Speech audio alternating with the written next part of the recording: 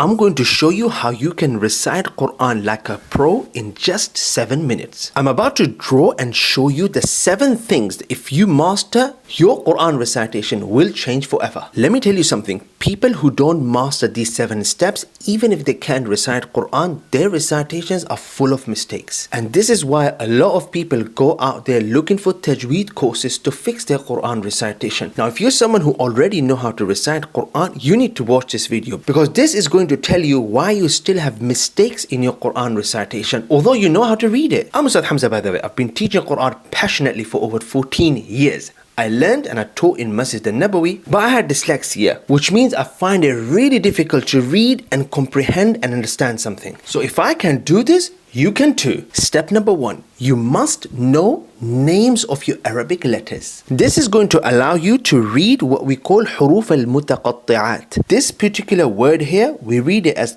ta, sin, mim. I know this sounds so basic, but let me tell you why this is important. Just like in English, K is pronounced as K. An Arabic letter can have a name, but it can be pronounced in so many different ways. For example, I'm Hamza, but I can be a Ustad Hamza and teach you, or I can be a cleaner and clean my house. Knowing Arabic letters is also important, so when you're reciting Quran, at least you're not identifying letters wrong, because if you do, then you will be reading them wrong. For example, this particular letter is Hamza. It's not Alif. So if you identify it as Alif, you'll be reading it wrong. Step number 2, you must know your active letters. Now let me clarify this. Arabic letters in the Quran are read in 3 ways only. We read Arabic letters just like the way they are. Original, their names. Or we read the same letters as active letters, or we're going to read them as silent letters. Arabic letter in the Quran, it either stays the way it is, or we activate it, or we say to it, shh. What do I mean by active letters? These are the letters that either have a dhamma on top, or fatha, or kasra. Now when we add these things on top or underneath the letters, it changes the way we are going to pronounce these letters. Ain here is going to be a. Fa here is going to be fi. Ya here with the dhamma is going to be you. Now if you do this correctly, you won't need to learn tajweed later on. Let me show you what I mean. This is kha. Kha with the fatha is kha, not kha. Please don't try to learn spelling separately, and then when you get to Quran, you realize you've been pronouncing everything wrong. If you're ever going to learn these 7 steps, make sure you master them. You need to know how to say silent letters in the Quran. There is a big problem with silent letters. They don't like to be on their own. A silent letter must accompany an active letter. All the rest of the steps are going to be active and silent letters together. This is lam with the sukoon. I cannot read it on its own, so I'm going to read it with the hamza. And now I'm going to say hamza fatha lam sukoon al. Look at this silent letter. It's going to be read with dal. We are going to say dal fathata sukoon dat. If you just master these 3 steps, you can read at least 50% of the words in the Quran correctly. Step number 4, you must master your stretching letters. Stretching letter, it's either a fatha letter with alif, or dhamma letter with waw, or kasra letter with ya. This is going to be spelled as lam fatha alif sukoon la.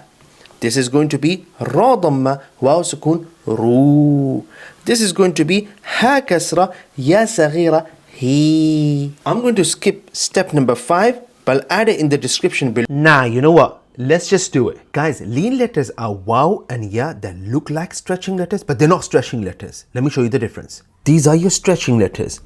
They can have mud on top sometimes. However, these stretching letters will never ever have sukoon on top like this. Whenever you see waw and ya with the sukoon, remember it's not a stretching letter. The reason we call them lean letters because they're easy to pronounce. Jaw, jay. Got some examples. Lean, lean. Here, Quraysh, Raish. Easy but not stretchy. Khawf, khawf. I separated these from the previous rule just so you don't mix them up. Step number 6, you must know your tanween letters. This is ghayn fathatain, ghan. This is ba kasratain, bin. This is qaf dhammatain qun. Tanween letters are literally like taking active letters and adding noon to them. So qu becomes qun, qi becomes qin, qa becomes qan. Step number 7, you must master your shadda letters. Any letter with the shadda in Quran is read twice. Once as a silent letter, second time as an active letter. Focus on meme. Meme is read as lam ma. I read it twice. First time as a silent meme, second time as an active meme. Look at dal. Ashud da. I'm reading dal twice. Ashud, that's a silent dal, and then when I say da, that's an active dal. But wait, I'm going to put examples of each one of these steps right in front of it, using your favorite letter, meme. Let me put another page right next to it and show you example of each one of these steps. 3, 2, 1. Take a screenshot. Now listen to this. When I teach these 7 steps, I don't teach them all in one go. I take each step and I layer it. The only reason I layer it because I really want to make sure that each and every student I teach, they actually master this level 1, because on this I build level 2, 3 and 4. Check out my blueprint if you're interested in knowing all these different levels. And don't forget to share these 7 steps with someone. I have so many more interesting videos coming for you. Make sure you guys subscribe.